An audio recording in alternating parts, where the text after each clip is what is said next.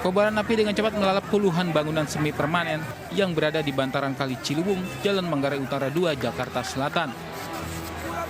Petugas Suku Dinas Penanggulangan Kebakaran dan Penyelamatan Wilayah Jakarta Selatan melokalisir api yang sudah membesar agar tidak merembet ke bangunan lain. Sejumlah warga yang rumahnya terbakar menangis histeris ketika melihat tempat tinggalnya ludes dilelap si jago merah.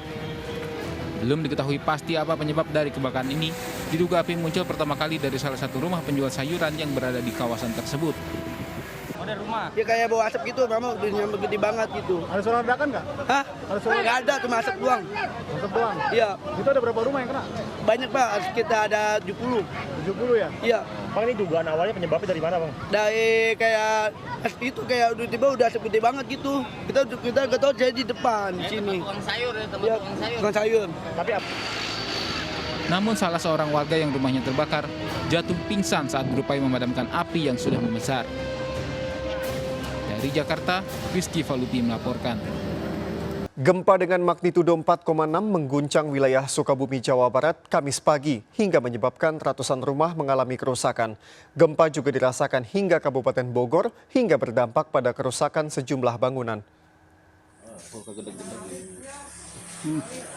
Bumi Kang Alit. Inilah kondisi sejumlah rumah pasca gempa dengan magnitudo 4,6 mengguncang Kecamatan Kebandungan, Kabupaten Sukabumi, Jawa Barat, Kamis pagi.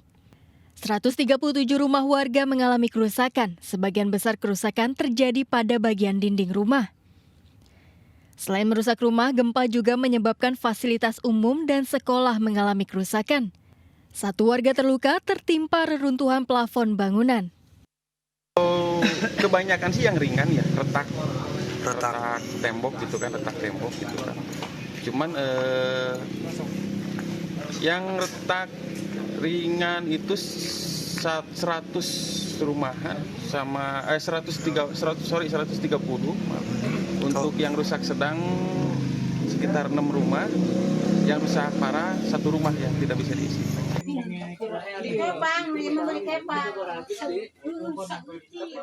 Gempa juga berdampak pada puluhan rumah di Kampung Cisamara dan Kampung Gurahong, Desa Purwabakti, Kecamatan Pamijahan Bogor, Kabupaten Bogor, Jawa Barat. Selain rumah, Sekolah Dasar Negeri Ciasmara 4 juga rusak hingga pembelajaran diliburkan.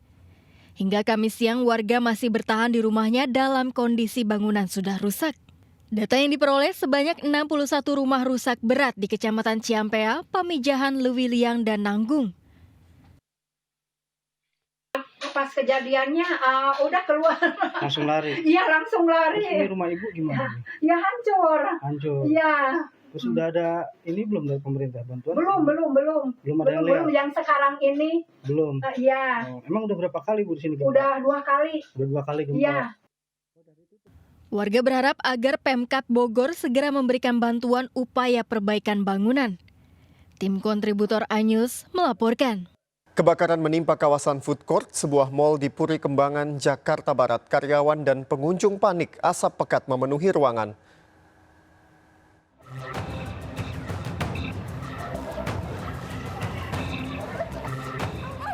Api berkobar di sebuah gerai tenan di food court Lipo Mall Puri, kawasan Kembangan, Jakarta Barat. Karyawan dan pengunjung seketika panik. Asap semakin tebal memenuhi ruangan. Kebakaran terjadi di sebuah gerai tenan penjual pizza. Api dapat dipadamkan menggunakan alat pemadam api ringan atau APAR. 3 armada pemadam kebakaran dengan 11 personel dikerahkan untuk mencegah perambatan. Diduga panel listrik di gerai tersebut korsleting hingga menimbulkan kobaran api. Ternyata pas tiba lokasi yang terjadinya terbakar terkait korsleting listrik sudah dapat dipadamkan dengan manajemen Lipo, Pak. Seperti itu, Pak. Ada korban, Pak? Untuk korban tidak ada, Pak. Nihil, Pak. Tidak ada korban dalam kebakaran ini. Dari Jakarta, Miftahul Gani melaporkan. Sebuah mobil mewah menabrak pengendara motor di Surabaya, Jawa Timur. Mobil menyeret motor dan baru terhenti setelah menabrak pohon. Mobil Mini Cooper menabrak pengendara motor di Jalan Ahmad Yani, Surabaya. Mobil menyeret sepeda motor hingga sejauh 15 meter dan baru terhenti setelah menabrak pohon dan pagar pembatas rel kereta api. Pengendara motor luka patah kaki, sementara mobil Mini Cooper rusak berat pada bagian depan. Wanita pengemudi mobil telah diamankan polisi. Pengemudi melaju dengan kecepatan tinggi dari arah utara menuju selatan. Polisi mendalami kondisi pengemudi akan kemungkinan dalam pengaruh minuman keras. Kecelakaan ini ditangani unit Laka Lantas Polrestabes Surabaya.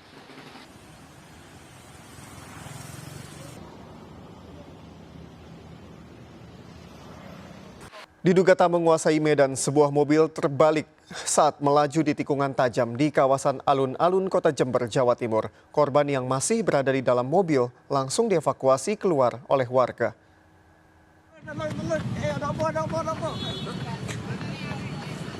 Video amatir merekam saat warga berupaya mengevakuasi pengendara mobil yang terbalik di Jalan PB Sudirman, Jember, depan Masjid Al-Baitul Amin, Jember, Jawa Timur. Kecelakaan terjadi diduga pengemudi tidak menguasai medan jalan sehingga saat melaju di tikungan tajam, mobil tiba-tiba terbalik. Usai mobil dikembalikan ke posisi semula, pengemudi kemudian melanjutkan perjalanan menuju arah utara Kota Jember. Paling enggak ada peringatan lah, kayak lampu udah bedip gitu, peringatan hati-hati, lampu udah bedip itu. Jadi dari selatan juga yang dari barat. Gitu. Biar tidak terjadi kecelakaan ya. Paling enggak gitu. Memang sering kecepatan tinggi Pak ya. Mulai di barat kan tinggi karena kan lurus. Oh gitu ya. Dari barat kan lurus. Kawasan tersebut diketahui tidak ada lampu kuning sebagai tanda jika jalanan menikung ke kiri. Dari Jember, Jawa Timur, Bambang Sugiarto melaporkan. Pemirsa, aksi membakar semangat pendukung dalam debat Capres yang dilakukan Cawapres nomor urut 2 Gibran Rakabuming Raka berujung evaluasi. Gibran pun meminta maaf dan mengaku akan menerima teguran serta melakukan evaluasi.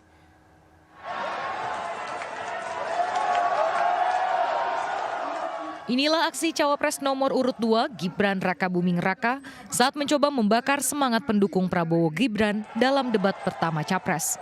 Aksi ini dilakukan Gibran saat Capres Prabowo menanggapi pertanyaan Capres Anies terkait putusan MK. Tindakan Gibran tersebut dinilai berlebihan dan tidak sesuai aturan debat sehingga KPU akan melayangkan teguran. Menanggapi hal ini, Gibran yang kembali terlihat di Balai Kota Solo pada Kamis kemarin menyatakan akan menerima teguran tersebut. Gibran juga kembali menyampaikan permintaan maaf. Cawapres dari Prabowo Subianto ini pun akan melakukan evaluasi jelang debat kedua nanti. Iya, semua teguran evaluasi dan menerima. Tanggapan debat kemarin terima kasih. Itu spontanitas ya Mas? Gibran pun enggan menanggapi lebih jauh terkait peristiwa di debat pertama serta persiapan jelang debat kedua. Wali Kota Solo ini langsung kembali bekerja. Dari Solo, Jawa Tengah, Septiantoro melaporkan. Tidak hanya Gibran yang melakukan evaluasi, KPU juga melakukan evaluasi untuk debat Capres pertama. Salah satu hal yang jadi bahan evaluasi adalah aksi dari Gibran Rakabuming Raka. Hal tersebut disampaikan Ketua KPU RI Hasyim Asy'ari saat mendatangi gudang logistik KPU Kota Denpasar, Bali.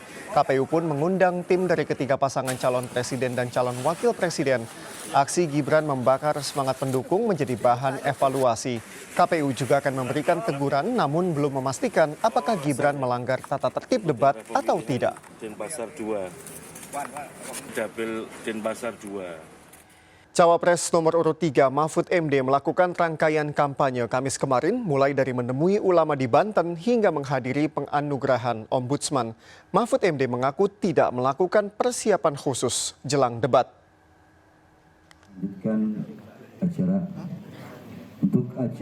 Calon Wakil Presiden nomor urut 3 Mahfud MD mengikuti pengajian di Pondok Pesantren Darul Ulum, Kecamatan Tanara, Kabupaten Serang, Banten, Kamis siang.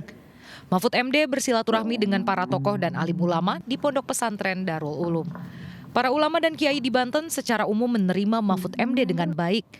Para tokoh agama ini juga mendoakan agar Mahfud MD bisa memimpin bangsa ini. Sementara itu terkait debat Cawapres pada 22 Desember atau Jumat pekan depan, Mahfud mengaku tak memiliki persiapan khusus. Pengalamannya sebagai dosen selama 30 tahun juga menjadi modal baik dalam menghadapi tanya jawab dalam forum debat. Oh, persiapan debat. Kalau menurut saya debat itu tidak perlu persiapan. Persiapan apa kan pertanyaannya tertutup. Nanti saya siap apa nanti pertanyaannya lain. Saya kan udah 30 tahun jadi dosen, sudah biasa berdebat lah, tidak usah persiapan. Usai dari Banten, Mahfud MD menghadiri acara penganugerahan predikat kepatuhan standar pelayanan publik tahun 2023 yang diselenggarakan Ombudsman RI di Jakarta. Mahfud menyampaikan di berbagai negara di Eropa, Ombudsman menjadi lembaga tersendiri yang memiliki kekuatan penuh. Tim Liputan iNews melaporkan. Calon Presiden nomor urut 1 Anies Baswedan belusukan ke Pasar Angso Duo Jambi Kamis kemarin. Anies bertemu pedagang dan menjanjikan program 100 hari pertama mengendalikan harga bahan pokok. Kedatangan capres dari Koalisi Perubahan ini disambut relawan dan masyarakat. Dalam belusukannya, Anies bertanya pada para pedagang terkait harga bahan pokok. Capres nomor urut 1 ini juga mendengarkan langsung keluhan dari para pedagang terkait harga bahan pokok yang makin mahal. Keluhan dari pedagang lainnya yakni kesulitan dalam mendapatkan pinjaman sehingga rentan terjerumus pada pinjaman online atau pinjol. Pada kampanye kali ini, Anies menjanjikan program 100 hari kerja pertama untuk mengendalikan harga bahan pokok.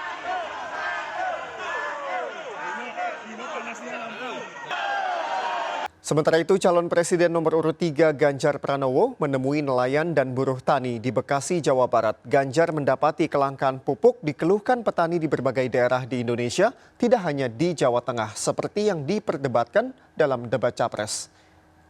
Tangannya tinggi-tinggi.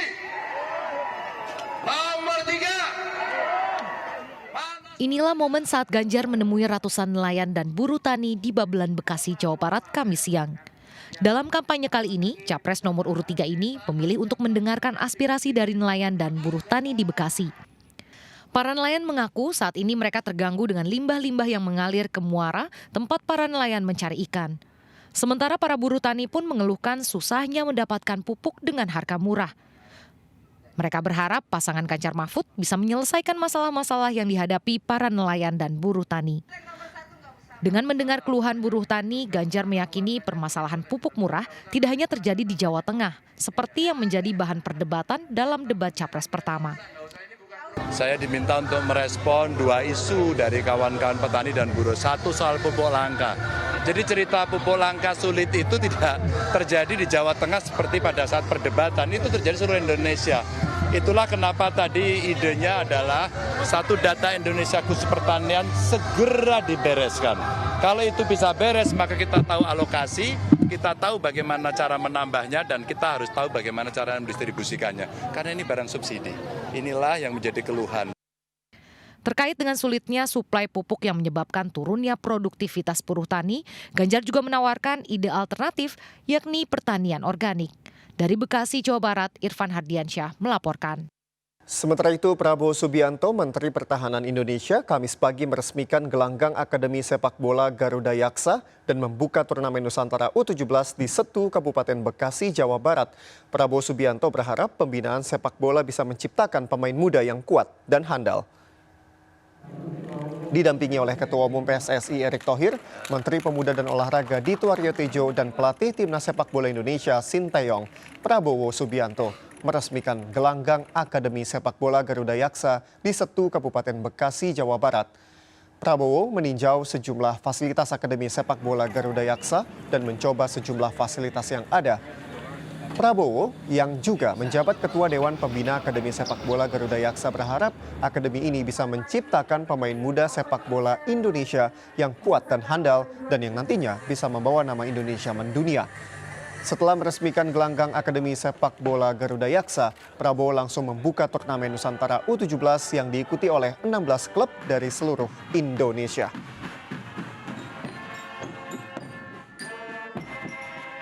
Ya, pemirsa, calon Presiden Anies Baswedan bertemu dengan Ustadz Abdul Somad saat melawat ke Pekanbaru Riau. Dalam pertemuan yang berjalan hangat dan akrab, keduanya mengenakan rompi amin.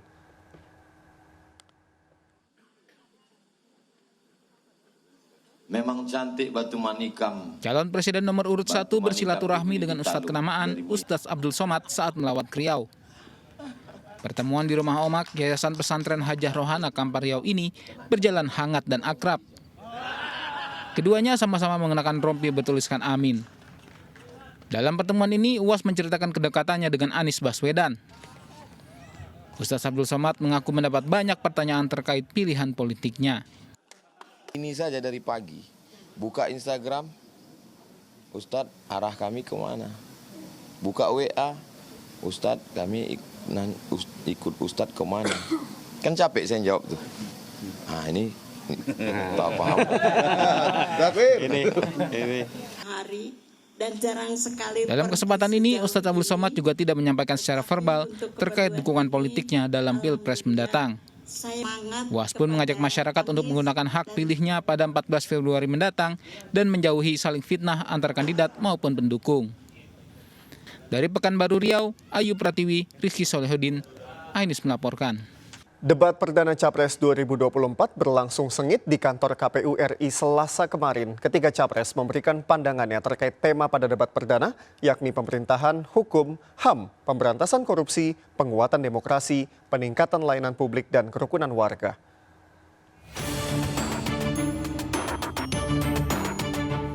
Debat perdana calon presiden 2024 telah usai.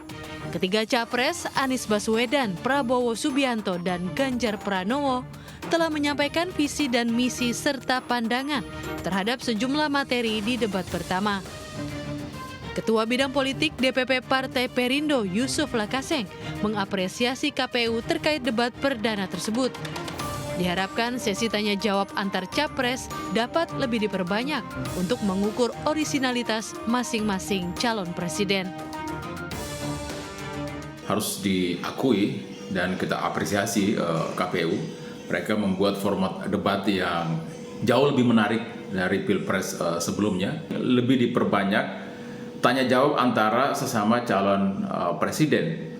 Karena itu akan lahir pertanyaan yang orisinil dan jawaban dari calon presiden pun juga pasti juga akan orisinil, itu berasal dari orisinilitas pikiran dia sendiri.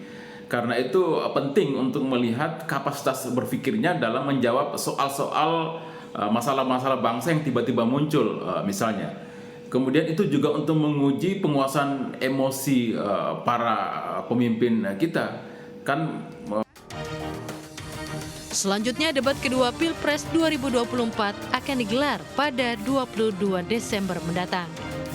Dari Jakarta, Abdul Aziz melaporkan. Sejumlah alat peraga kampanye di Kabupaten Aceh Singkil diduga dirusak orang tak dikenal. Bawaslu Kabupaten Aceh Singkil memperingatkan bahwa merusak alat peraga kampanye peserta pemilu dapat dipidana 2 tahun penjara.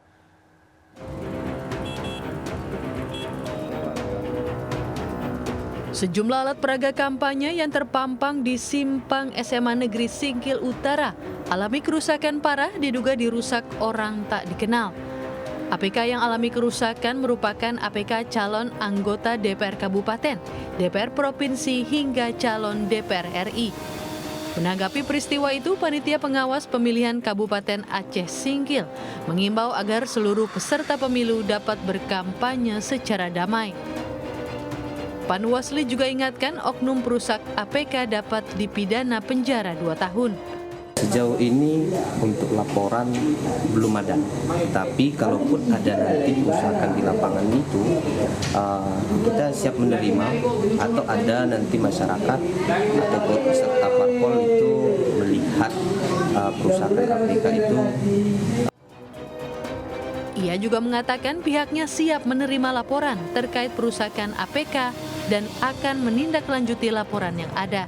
Dari Aceh Singkil, Suparman Munte melaporkan. Nekat menerobos perlintasan kereta, sebuah mobil pick-up bermuatan pasir ditabrak kereta komuter lain di Kalideres, Jakarta Barat.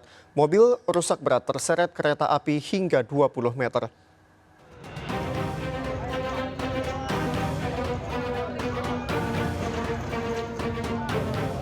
Warga dan pengguna jalan bersama-sama mengevakuasi mobil pickup yang ditabrak kereta komuter lain di perlintasan kereta Jalan Warung Pojok, Kalideres, Jakarta Barat. Kondisi mobil ringsek nyaris tak berbentuk. Pengemudi pickup sempat melompat keluar, namun luka parah di kepala dan langsung dilarikan ke rumah sakit. Mobil pickup bermuatan pasir melaju dari Alas Tua menuju Semanan, Kalideres.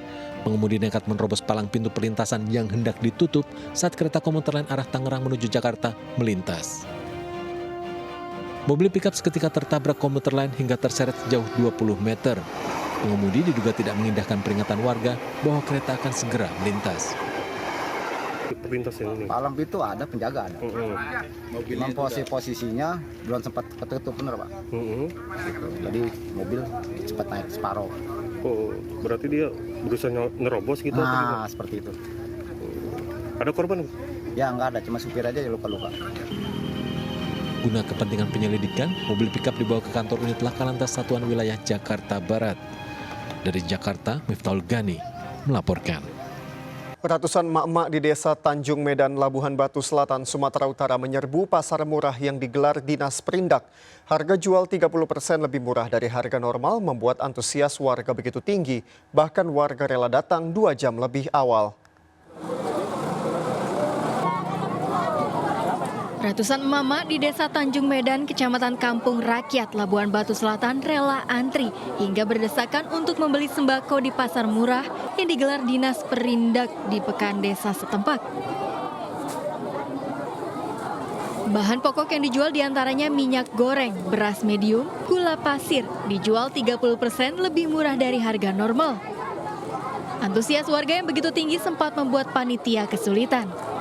Untuk membeli sembako murah tersebut, warga harus menunjukkan KTP serta kupon yang telah dibagikan sebelumnya. Apa aja, Kak? Ini Bang, beras minyak, gula, beras. Kak, kalau harga sama harga pasaran, ini jauh selisihnya, Kak? Jauh. Ya, sangat bersyukur, Pak. Beras medium, gula pasir, minyak goreng, dan isi ulang LPG tabung 3 kg. Kita kemarin sudah sepakat untuk harga kita kurangi lebih kurang 30% dari harga jual yang kita jual. Kegiatan ini akan berlangsung selama 9 hari di 17 titik yang berbeda di setiap kecamatan. Dari Labuhan Batu Selatan, Sumatera Utara, Randi Kurniawan melaporkan. 3 pasien COVID-19 dirawat di Rumah Sakit Umum Persahabatan Jakarta. Ketiga pasien dalam keadaan stabil dan masih menjalani perawatan di ruangan khusus penderita infeksi.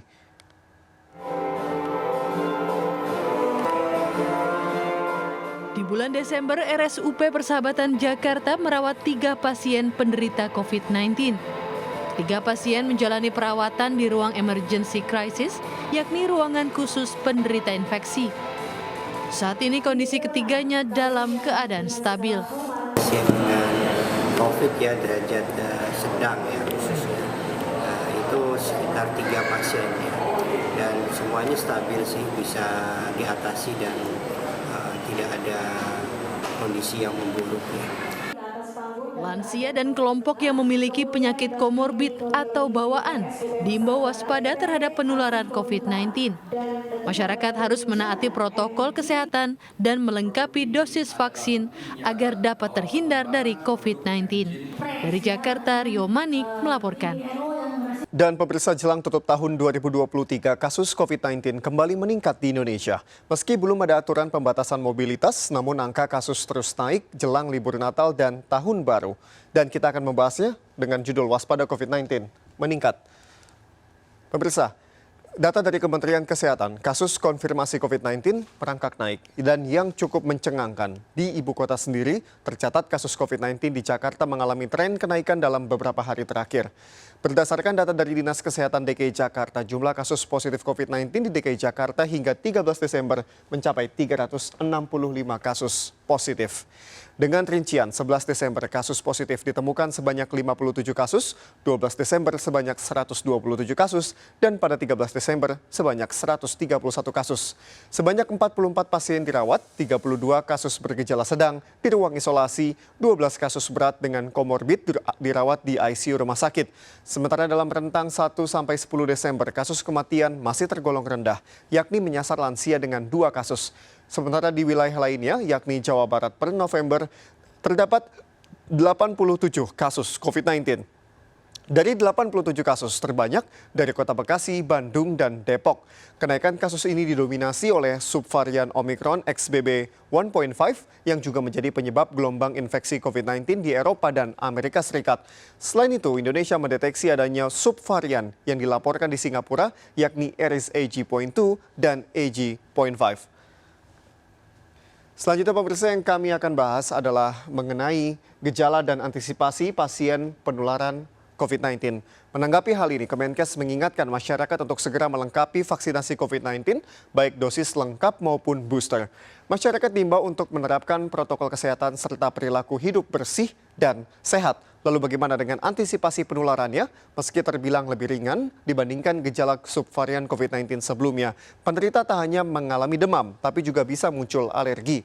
Selain itu, gejala umumnya yakni sakit tenggorokan, sesak nafas, hidung berlendir, dan juga batuk. Nah, masyarakat yang memiliki gejala batuk dan flu segera untuk melakukan tes COVID-19. Dan jika hasilnya positif, segera lakukan isolasi mandiri. Selalu gunakan masker saat berpergian atau berada di tempat umum. Mencuci tangan, memakai sabun dengan air yang mengalir, dan terakhir, jaga imunitas tubuh dengan mengonsumsi makanan dengan gizi yang seimbang. Dan itu dia tadi pemirsa, budaya hidup sehat menjadi kunci agar dapat terhindar dari COVID-19 dan dapat menikmati libur akhir tahun dengan nyaman dan aman bersama keluarga tercinta. Yang terbaru, Kementerian Kesehatan dikabarkan juga tengah mempersiapkan vaksin booster COVID-19 lanjutan atau booster ketiga untuk distribusi secara massal. Pemirsa, tak perlu khawatir dengan cuaca panas atau terik jika ingin berkunjung ke kebun binatang. Di Sidoarjo, Jawa Timur, pengunjung bisa menikmati aneka jenis satwa dengan nyaman. Sebanyak 20 jenis satwa dihadirkan dalam area sebuah pusat perbelanjaan.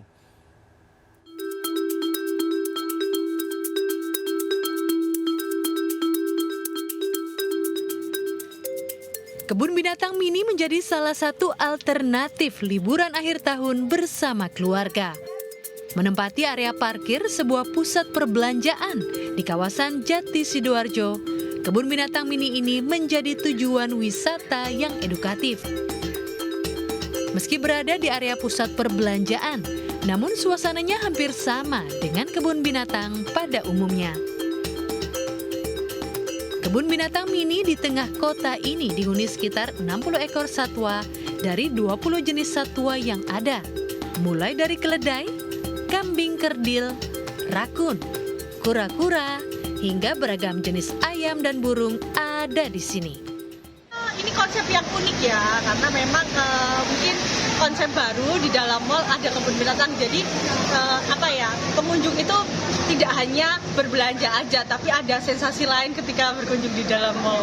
Gitu ya. Iya. Mbak senang dengan adanya ini, Mbak, sebagai pengunjung? Antusias sih dengan adanya kebun binatang di sini. Untuk warga Sidoarjo menikmati kebun binatang yang harus kemana-mana, tapi di kota Kabupaten Sidoarjo bisa menikmatinya. Dan ini di lingkungan mall yang sangat luar biasa.